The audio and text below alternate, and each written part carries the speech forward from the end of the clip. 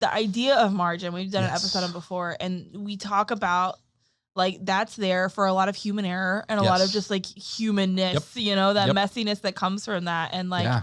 oh, we have to reschedule. We got there a little late. Someone didn't, it Yes. happens. And so there needs to be some margin to eat, to have lunch. Yes.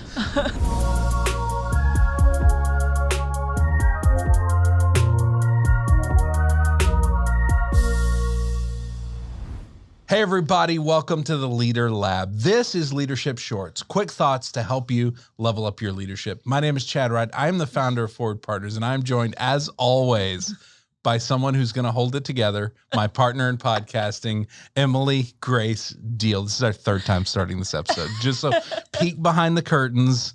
We're having a lot of goofy fun, but also we got to get things done. So here we go. Emily Grace Deal, what are we talking about today? We often face pressure to pack our schedules with productivity. Yes. But then we end up overscheduling because of it. Yes, we do a lot of that, don't we? Yes. So what is the major drawback to running a schedule with no margin? So this is interesting, and I don't think this is anything we ever master and can check and go, I am perfect at having a schedule full of margin, because I think we're normally pretty good at it. Mm-hmm. I think the last 2 weeks we have wildly overscheduled. A lot of travel, a lot of things, and as a result, what I'm learning through that process is when we overschedule, we make a choice. Oh, I can squeeze this meeting in between these two other meetings. There are follow-on effects that are not just contained in that hour decision we made, right? We think we're saying yes to an hour-long meeting, but if we're overscheduled, then that is going to continue to bleed into the next day.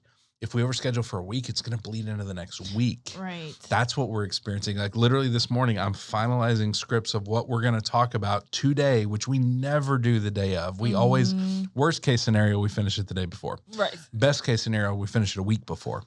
Today is the day of, and that is such a symptom of we've just had weeks of overscheduling. Because I was thinking about this as I got home last night from some meetings. I didn't get home till after 6. And I was like, man, I need to finish those, but I don't have it left in the tank tonight because I overscheduled 2 weeks in a row. Monday ended up being overscheduled. And then we were just, well, we talk about like too much. That margin, the idea of margin, we've done an episode on before, and we talk about like that's there for a lot of human error and a lot of just like humanness, that messiness that comes from that. And like, oh, we have to reschedule. We got there a little late. Someone didn't, it happens. And so there needs to be some margin to eat, to have lunch. Yes, absolutely it does. And so I think that that's there for a reason. And then when we start losing that slowly, and then we have an extra, this space, we could fit an extra meeting, and then that got rescheduled, and this is the only spot it will fit. It happens slowly. And the interesting part about the slow creep of it is often these are good things.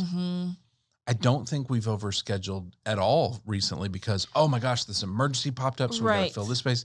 It's been, here's an opportunity, here's an opportunity, here's an opportunity. It's that like thing we talk about where it's the secret burnout where you love your job, so you just keep doing it. Yes, you love your job, you is. set no boundaries, you just dive into it. And we're in one of the seasons where there's a lot of new opportunity, a lot of good things, but it has led to the overscheduling piece. And I think this is common for so many leaders.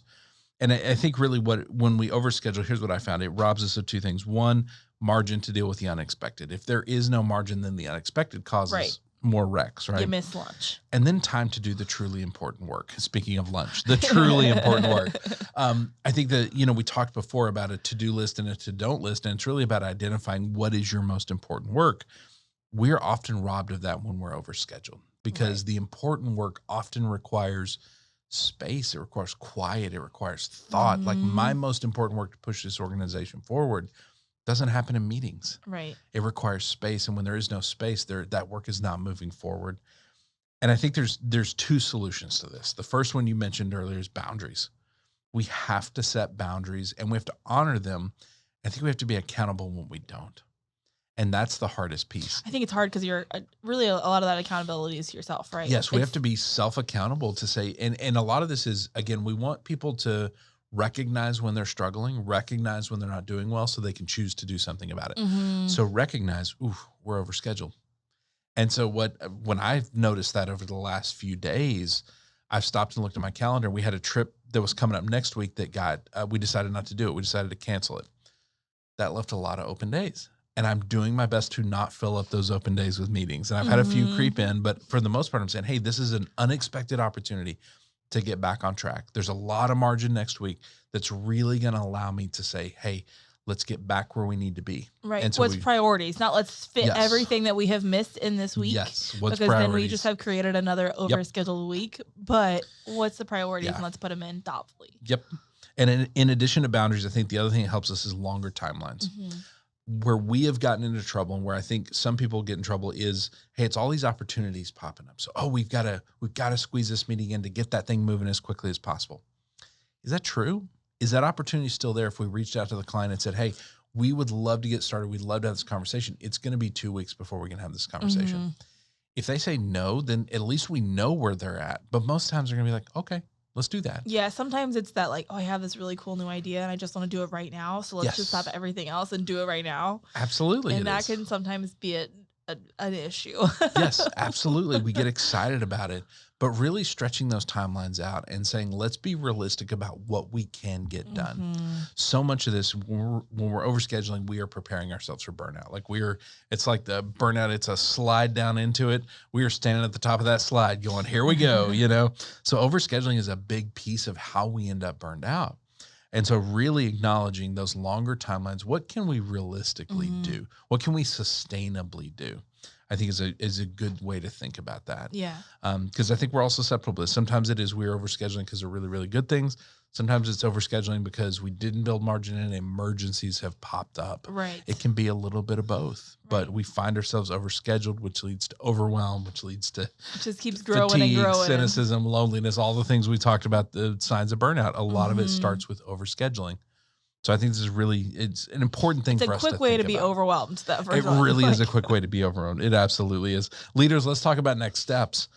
If you find yourself overscheduled or you have a opportunity that pops up to say, okay, do I want to squeeze this in? Understand that you are not just committing to that hour. You are committing to something that will then have follow-on effects. It will affect the hours after that, which means it might affect the day after that. If you've got an overscheduled week, it's going to affect the week after that. If you got an overscheduled month, the month after that. Listen, I was in a season early in my business years where it was years of overschedule, which led to multiple years of overschedule, which led to severe burnout. It led to some horrible consequences. It all starts with a day of overscheduling. So bear that in mind next time you're facing that, is that overscheduling is really going to rob you of the things you need to be a healthy leader. It's going to make you more susceptible to burnout. So really look at it and say, okay, are we building margin in to deal with the unexpected? Are you setting boundaries? And are you okay with some longer timelines? Are you willing to have those vulnerable discussions? Say, yeah, we want to do this. Can it wait a little bit, a few days, a week, 2 weeks, whatever it is? That's going to help stretch that out. And it's going to be more reasonable, more sustainable. This is an interesting thing for leaders to wrestle with. I think there's a lot here that is a lot of it's internal, right? Like, why do I find my value in being busy? Busy is not always impactful. That's some bigger questions. It really is. If people want to send us their questions, if they want to send us a copy of their schedule to show us what it really looks like to be overscheduled, we'll help you. We'll help you. Where do they send that to? To lab@forwardpartners.net. Lab@forwardpartners.net. If they want to find social content, we're putting out leadership content to just give away all the time. Where do they find that? @ForwardPartner. @ForwardPartner on LinkedIn, Instagram, Facebook. Thank you so much for this conversation. I love having these. John, Porchlight Productions Vineyard, thank you for producing, sir. And thank you for watching. Thank you for listening. Thank you for being a part of this journey with us. And if you wouldn't mind, share this with fellow leaders.